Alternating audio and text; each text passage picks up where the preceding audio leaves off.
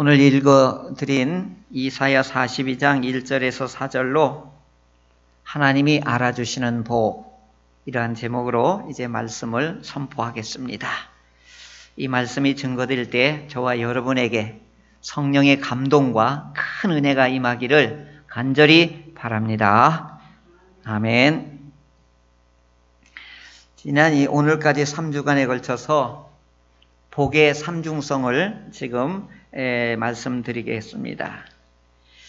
오늘은 복의 삼중 구조에 대해서 마지막 시간인데 오늘은 3차원의 복이 무엇인가 이제 말씀을 드리도록 하겠습니다. 먼저 2주간에 걸쳐진 말씀을 요약을 하겠습니다. 1차원의 복이 무엇이냐 했을 때 이 세상에서 살아가는 동안에 잘 되는 복이에요. 잘 되는 복이에요. 이것은 믿는 사람이든 믿지 않는 사람이든 다 받기를 원하는 복이에요. 이게 제일 먼저 건강의 복이에요. 물질의 복이에요. 그러니 무병하며 오래 사는 것이지요. 그리고 사회적으로도 이름이 이와 같이 알려지고 높임을 받는 겁니다. 자손이 잘 되는 복이에요. 사업과 직장이 안정되고 번성하는 거예요. 공부 잘하는 거예요. 얼굴 잘생기고 예쁜 거예요. 세상에서 잘 나가는 겁니다. 이것은 믿는 사람이나 믿지 않는 사람이나 모두 다 원하는 복이에요. 그래서 이게 땅의 복, 지상의 복, 1차원의 복이라 이렇게 말할 수 있습니다. 자, 그런데 이 1차원의 복이 어떤 사람에게는 이게 화와 저주가 되기도 해요. 돈이 너무 많이 벌어서 돈으로 인하여서 온갖 못쓴 짓을 다 하고, 그리고 쾌락에 빠져서 자기 몸도 가정도 그리고 모든 것을 다 잃어버리게 되는, 이게 도리어 화가 되고 저주가 되는 경우가 종종 일어나기도 합니다. 이어서 두 번째 주에 드렸던 것은 2차원의 복이 뭐냐 하는 것이지요. 이 지상에서만 잘 되고 잘 먹고 잘 사는 게 복이냐? 아니다 라고 하는 것입니다. 2차원의 복이 있다라고 하는 것이지요. 자, 그러면 1차원의 복을 누리지 못하는 사람이 있어요. 고난이 겹치고 경제적으로 어렵고 병들고 아프고 자녀들은 속을 썩이고, 이런 어려운 사람들은 그럼 하나님으로부터 복에서 멀어진 사람이냐? 아닙니다. 이런 고난과 역경과 이 몸의 아픔을 통하여서 하나님께 더 가까이 가실 수 있는 분들이 적지 않게 있습니다. 그래서 이 고난과 역경과 질병과 아픔과 가난과 이런 어려움을 통해서 하나님께 더 가까이 가고 하나님께 더 매달리고 하나님께 더 친밀하게 나아가는 것을, 이것을 2차원의 복, 더 가까이 갈 수 있는 복. 그래서 이 전화위복이 되어지는 이런 신앙을 우리는 이제 하나님과 더 가까이 가는 2차원의 복이라 이렇게 말할 수 있습니다. 성경에는 이런 분들의 이야기가 많이 나오고 있습니다. 우리의 믿음의 선조들을 보면은 이런 역경과 어려움과 고난을 통해서 더 하나님 앞에 가까이 가실 수가 있었지요. 오늘 우리 주변에서도 고난을 통해서 하나님께 더 가까이 오신 분들이 참 많아요. 특별히 이 예배당 안에도 그렇습니다. 그래서 이 땅에서의 받는 복도 있고 하나님께 더 가까이 가는 복이 2차원의 복이라 말씀을 드립니다.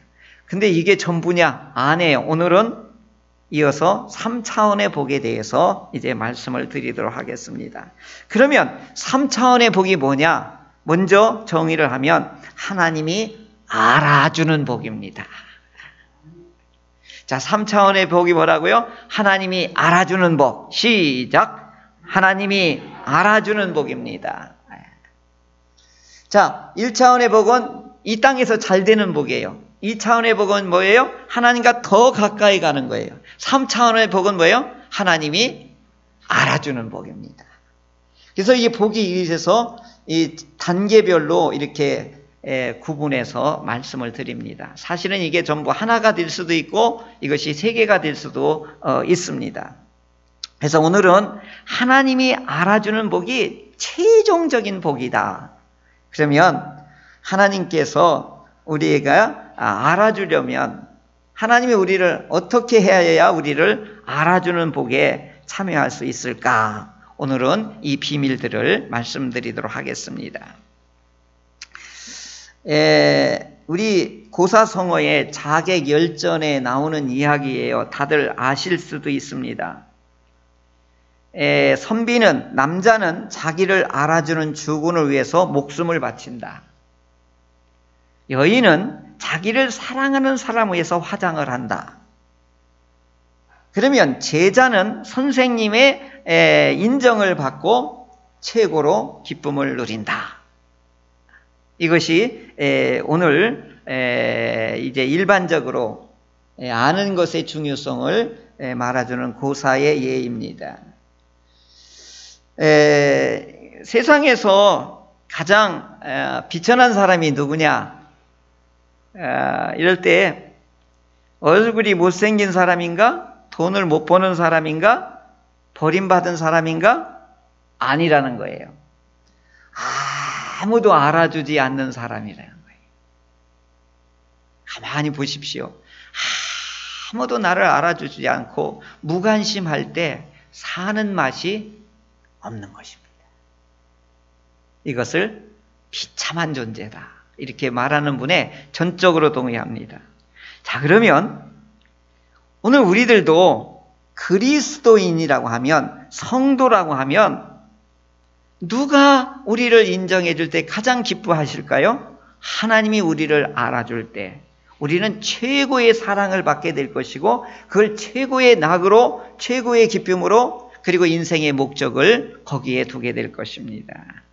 그러므로 오늘 하나님이 나를 알아주시게 하는 방법 세 가지를 말씀드리도록 하겠습니다. 첫째는 하나님께 붙잡히라. 둘째로는 하나님이 기뻐하는 일을 하라. 셋째로는 하나님 마음과 통하라. 자, 붙잡히라, 기뻐하는 일을 하라, 하나님과 통하라. 이 세 가지 비결이 하나님이 알아주는 것입니다. 요걸 세 가지를 하게 되면요, 하나님은 자동적으로 우리를 알아주시게 돼요. 자, 그렇다고 하면 이걸 구체적으로 이제 풀어보도록 하겠습니다. 첫째로 하나님께 붙잡히라. 그럼 어떻게 하는 것이 하나님께 붙잡힐 수 있느냐 하는 것이지요. 오늘 본문에 보면 내가 붙드는 나의 종 이렇게 말씀하십니다. 이것은 앞으로 장차 이사야 선지자를 통하여 초림하실 예수님에 대해서 미리 예언해 주신 말씀이고 언약하신 말씀이에요. 그래서 예수님은 하나님이 붙들어 주신 종으로 이제 이 땅에 오신다 하는 것입니다. 여기서 붙들어 주시는 종, 이게 뭐냐 하는 것이죠. 여러분, 이게 종이라는 단어가 이게 여러 가지 의미가 있어요. 하층 계급으로서의 노예를 종이라고 하기도 하고, 높은 분 밑에서 그분을 내가 섬긴다라고 하는 그런 뜻도 있어요. 그리고 세 번째는 이 종교적인, 신앙적인 의미가 있는데, 하나님이 특별히 신뢰하는 자들, 하나님의 특별한 인물을 띈 사람들, 하나님의 사람을 하나님께서 뭐라고 했냐? 종이라 불렀어요. 그 사람들이 몇 명 안 돼요. 아브라함, 이삭, 야곱, 모세, 다윗, 욥, 그 다음에 선지자들 몇 명 안 돼요. 하나님의 종이라고 이렇게 불렀을 때는. 그러니까 오늘 여기서 하나님께서 내가 붙드는 나의 종이라고 하는 것은 특별히 하나님께서 신뢰하고 사랑하는 이와 같이 하나님의 특별한 인물을 띈 이 예수님을 일컫는 말인 것입니다. 자, 이 하나님이 붙들어준 이 분은 한 번도 하나님을 벗어나지를 않습니다. 또 이 구약 성경에 보면 아브라함의 모습을 보십시오. 롯과 이 생업의 문제로 이제 목초지를 놓고 싸움이 벌어져요. 왜냐하면 풀밭은 요만큼인데 양떼는 수없이 많으니까 어떻게 해요? 먼저 와서 뜯기려고 하니까 어떻게 해요? 싸움이 벌어지는 거예요. 그래서 아브라함이 조카 롯과 이제 단판을 하지요. 우리가 일가 친척인데 싸우면 되겠니? 하면서 네가 먼저 선택을 해라. 네가 좌하면 나 우하고 네가 남하면 내가 북쪽을 선택하겠다. 그러니까 이 아브라함이 양보를 하지요. 그랬더니 조카 롯이 금싸라기 땅과 같은 최고의 기름진 땅을 선점을 해요. 그게 소돔과 고모라예요. 근데 아브라함은 어떡하냐? 가장 척박한 어디로 가요? 남쪽 네게부 사막 쪽으로 내려가요. 참 기가 막힌 거예요. 이게 조카 지금까지 키워줬더니 이놈이 아주 그냥 좋은 것을 홀딱 차지하고 이게요. 이 큰아버지 어떻게 밀어내는 꼴이 된 거지요. 그때 아브라함이 어디로 가서 정착을 하냐면 헤브론이라고 이렇게 이름을 하고 거기서 정착을 해요. 기가 막힌 말이에요. 헤브론이 하나님과 연합한다 이런 뜻이에요.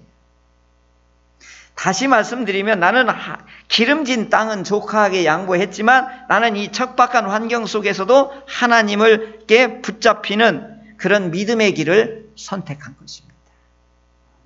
굉장히 중요한 거예요. 환경과 여건에 보면 조카 롯에게 다 빼앗기고 양보한 것처럼 보였는데 아브라함은 진짜 뭘 선택했냐면 하나님께 붙잡히는 일을 선택한 것입니다. 오늘 우리가 예배를 드리는 것도요. 이 코로나 위기 속에서도 이제 집에 있는 분들도 있고 교회 못 나오는 분도 있고 사업장이 어렵기 때문에 사업에 더 열심히 하는 분들도 있습니다.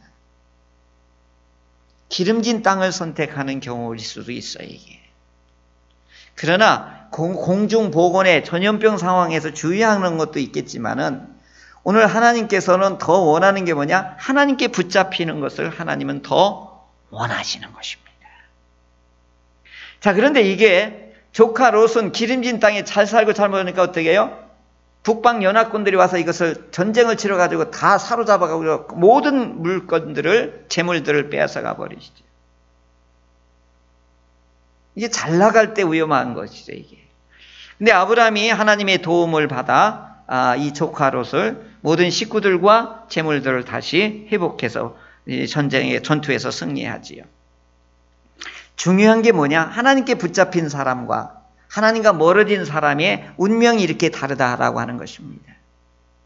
요셉의 경우를 한번 보실까요? 요셉은 형들로부터 인신매매를 당했어요. 얼마나 억울하겠어요. 아버지를 통해서 도시락 형들 밥을 싸가지고 갔는데 형들이 딱 잡아가지고 팔아버린 거예요. 이걸 완전히 노예로 팔아버린 거예요. 그런데 이 애굽의 가장 이 실세인 보디발이라고 하는 우리를 말하면 왕의 경호실장 같은 그 어마어마한 권력자 집에 노예로 팔려간 거지요. 근데 요셉이 그 집의 모든 생활을 총괄하는 책임자가 된 거예요. 매니저가 된 거예요. 이때 형들로부터는 버림받고 그 원한이 얼마나 사무쳤겠어요. 그런데 노예로 팔려간 그 집에서 이제 뭐라고 하느냐면 요셉이 하나님이 함께함으로 인하여서 거기에서 승승장구를 해요. 여기서 요셉이 하나님께 붙잡힌 거예요. 하나님께 붙잡히니까 승승장구를 하더라. 이것을 구약 창세기에서는 증거하고 있는 것입니다. 만약에 억울하고 분통 터지고 원망하고 분노만 느꼈다라고 생각해 보십시오. 요셉은 비참한 존재가 전락되고 말았을 것입니다. 요한복음 1장에 나오는 나다나엘의 경우를 한번 보겠습니다. 예수님이 부른 제자 중에 빌립이라고 하는 제자의 친구예요. 이 나다나엘은. 그러니까 친구한테 가서 전도한 거예요. 내가 성경에 예언되고 성경에 언약된 메시아를 만났는데 나사렛 예수야. 그랬더니 이 나다나엘이 뭔 소리 하고 있는 거야. 그 촌구석에서 무슨 메시아가 나올 수 있어. 그러니까 와 봐. 진짜라니까. 그래서 이 친구의 간곡한 이 권함에 의해서 예수님 앞에 이 나다나엘이 오게 되지요. 그때 예수님이 나다나엘이 오는 걸 보고 참 이스라엘 사람이다. 그리고 저 사람 속에는 간사함이 없다. 이렇게 칭찬을 해요. 그러니까 나다나엘이 깜짝 놀라는 거예요. 이게 초면이거든요. 어떻게 저를 아십니까? 그래서 예수님이 빌립이 너에게 권하기 전에 나는 내가 무화과 나무에 있는 것을 내가 보았느니라. 여러분 이게 우리 문화에서는 이게 뚱딴지 같은 이야기 같죠? 무화과 나무 아래에 있는 걸 보았대요. 그랬더니 막 이 나다나엘이 어떻게 해요? 감탄을 하는 거예요. 무화과 나무에서 이 나다나엘이 뭘 했겠어요? 메시아가 언제 오실까? 이 어려운 이 로마의 압제에서 우리가 빼앗기고 우리 백성들이 지금 이와 같은 탄압을 받고 있는데 살맛나는 세상은 언제 오실까? 메시아는 언제 오실까? 이걸 지금 무화과 나무 아래에서 어떻게 성경 말씀을 자꾸 묵상하며 기도하며 참 언제 이스라엘을 회복하시렵니까? 하면서 이 사람은 경건의 연습을 여기서 하고 있었던 것이죠. 이걸 들킨 거예요. 깜짝 놀란 거예요. 이건 나다나엘과 하나님만이 아는 일이거든요. 여러분 내가 골방에서 기도하고 있는데 당신 말이야 어제 저녁에 골방에서 기도했지 그때 얼마나 놀라겠냐고요. 그러다 나다나엘이 이렇게 그냥 거기서 무릎을 꿇는 거예요. 하나님의 아들이십니다. 이스라엘의 임금이십니다. 이런 깊은 데까지 알고 있는 분은 이스라엘의 왕이요 메시아이십니다. 그래서 나다나엘이 거기서 붙잡히는 거예요. 예수님 앞에. 그게 제자가 되는 것이지요. 사랑하는 성도 여러분, 하나님께 붙잡힌 것은 우리의 노력이나 공로로 되는 것이 아니에요. 저는 이것을 만남의 축복이라고 봐요. 그런데 이때 만남의 축복을 받을 수 있는 사람은 반드시 자세가 있어야 돼요. 하나님의 손길을 기다리는 사람, 그리고 하나님을 바라는 사람, 이 사람이 만남의 축복을 얻게 되는 거예요. 그냥 세상 욕심에 가득 찼던 사람들이 어떻게 만남의 축복을 받을 수 있겠어요?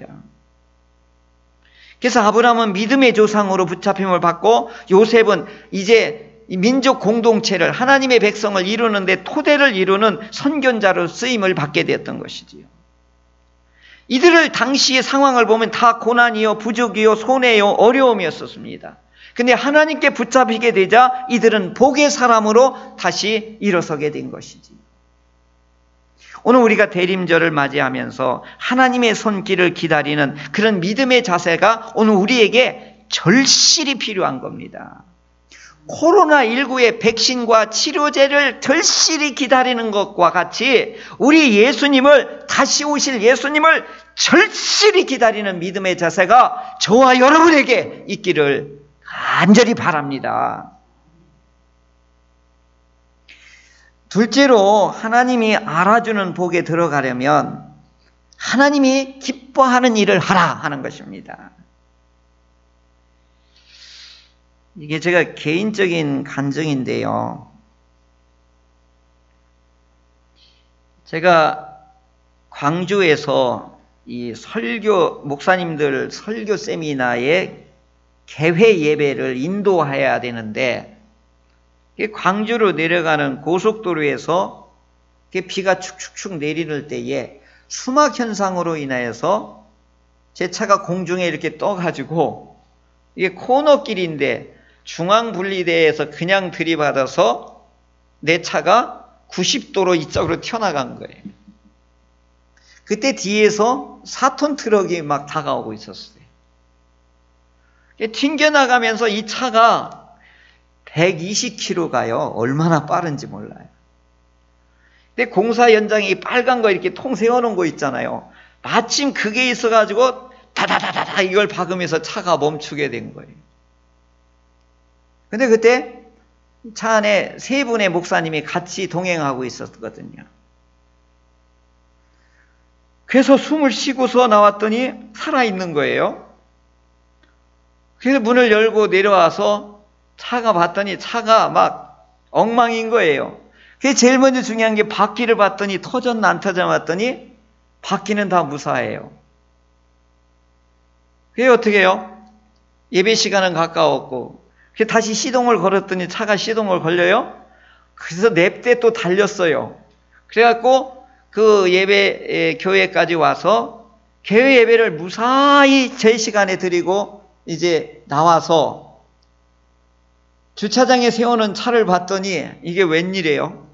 차가 반파되어 있고 바퀴는 다 주저앉아 있는 거예요. 하도 놀래서 내가 화장실에 가서 세수를 하면서 이렇게 기도했어요. 하나님, 이 사고가 어떤 의미인지 말씀으로 저에게 가르쳐 주십시오 하면서 허푸 그리고 났더니 하나님께서 말씀으로 이걸 알려주셨어요. 요한복음 8장 29절을 주시면서 저한테 큰 감동을 주셨어요. 그 말씀이 뭐냐? 나를 보내신 이가 나와 함께 하시도다. 나는 항상 그가 기뻐하시는 일을 행함으로 나를 혼자 두지 아니하셨느니라. 아멘. 내가 여기서 큰 감동이 뭐냐? 하나님의 설교를 어떻게 하면 더 잘해볼까? 목사님들과 어떻게 하면 하나님의 말씀을 잘 전할까? 이 일에 매진하고 있을 때 이것이 하나님이 기뻐하시는 일로 보신 거예요. 근데 더 중요한 게 뭐냐? 혼자 두지 아니하였다는 것은 뭐냐? 이 교통사고를 통해서 깨닫게 하신 거예요. 이건 하나님이 하시지 않았으면 불가능했던 거예요.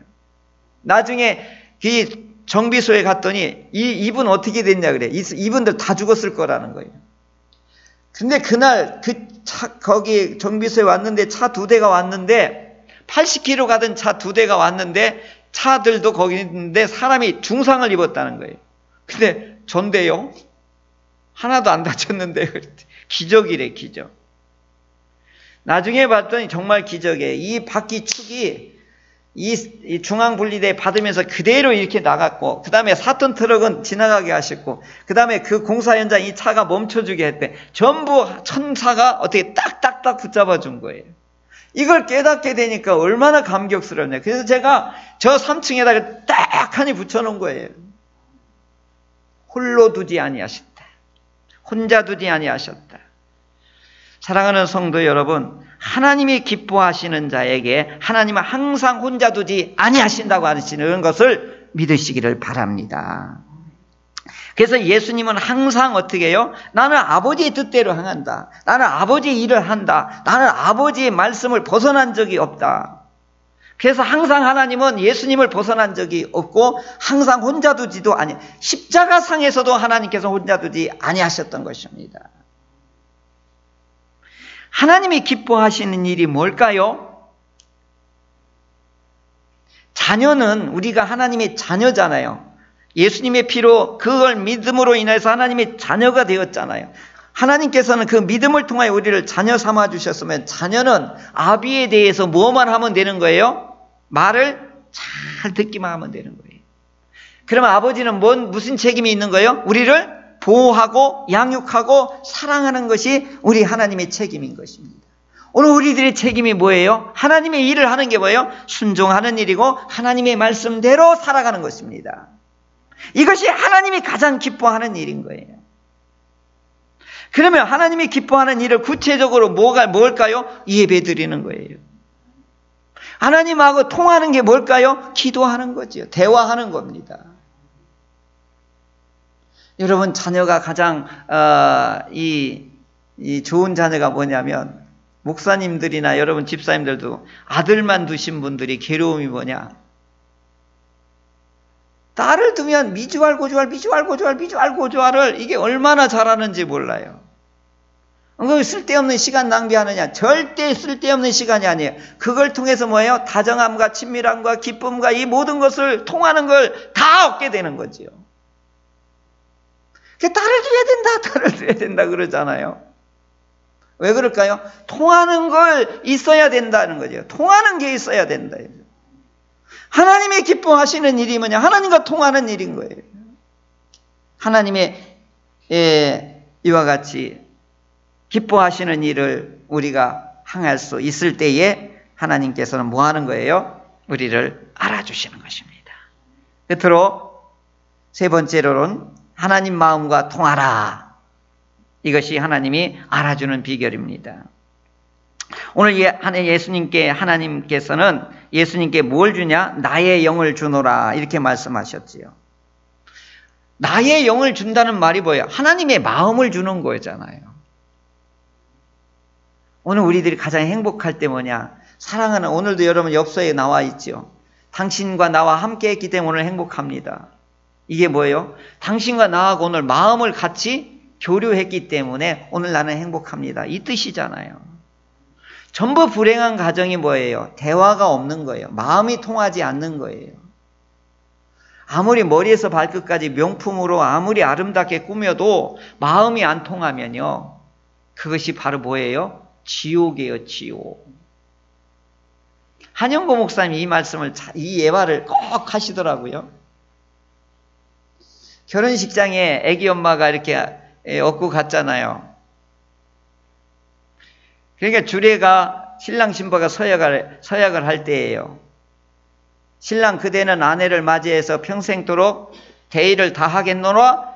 서약합니까? 그랬더니 이때 꼬마가 그때 그 당시에 엄마 오줌 마려 이렇게 했단 말이에요. 그러니까 막 예식장이 아주 얼마나 웃음바다가 됐죠. 엄마는 얼마나 창피했겠어요. 그러니까 데리고 나가서 이렇게 했다고 그러죠.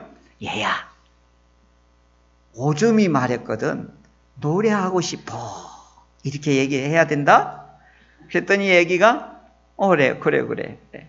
알았어. 근데 이 아이가 할아버지 댁에 갔어요. 그랬더니 할아버지가 얼마나 잘해줬는데 오늘 나 할아버지하고 자고 갈 거야. 근데 이제 밤이 됐어요. 이 아이가 이제 드디어 이 현상이 일어났어요. 할아버지 노래하고 싶어. 그랬더니 지금 시끄러우면 안 돼. 이 밤에 이웃집에서 혼나. 아, 노래 안 하면 나 죽을 것 같아. 아니라니까 내일 하면 안 되겠니? 그랬더니 아니야, 나 죽을 것 같아. 그랬더니 그러면 이 할아버지 귀에다 대고 해라. 이 아이가 힘차게 노래를 할아버지 귀에다 대고 했습니다. 할아버지 그 다음날 이비인후과 가서 한 달 동안 치료했다잖아요. 오줌을 할아버지 귀에다 세게 했으니까. 중요한 게 여기서 이분이 꼭 이 얘기를 해요. 통하면 천국이고 통하지 않으면 지옥이다. 하나님과 마음이 통할 때 우리가 어떻게 되는 거예요? 천국 삶을 살게 되는 것입니다.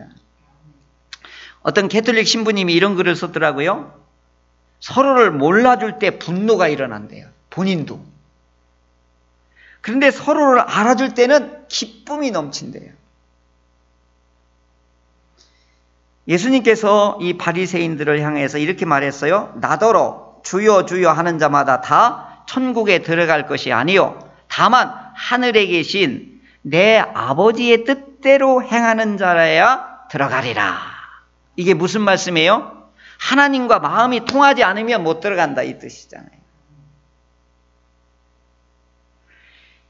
사도행전 13장 22절에도 사도 바울이 이렇게 말했어요. 다윗을 왕으로 세우시고 증언하여 이르시되 내가 이새의 아들 다윗을 만나니 내 마음에 맞는 사람이라.